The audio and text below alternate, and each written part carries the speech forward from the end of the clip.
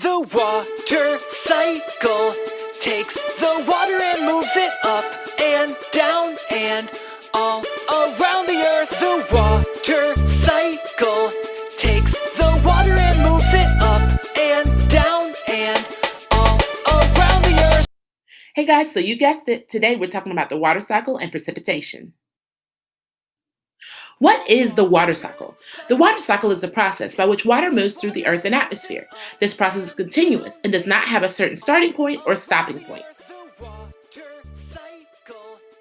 Evaporation. Evaporation is the process by which water changes from a liquid to a gas. It does this by heat from the sun.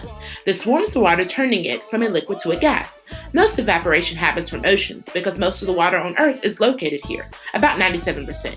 Evaporation leaves the salt behind. Condensation. Condensation is a process by which water vapor in the air is changed into liquid water. It goes from a gas to a liquid, and it does this by cooling. This process produces clouds. Precipitation. This is any form of water that falls from the atmosphere. There are four main variations that include rain, snow, sleet, and hail. Rain. This is liquid water in the form of droplets that fall from the clouds in the atmosphere. It's more than 0.5 millimeters in diameter. Any smaller and it becomes known as drizzle. It's the most common type of precipitation. Snow. This is precipitation in the form of ice crystals that form from the freezing of the water vapor in the air. The water vapor in the cloud skip the liquid stage and go from a gas to a solid.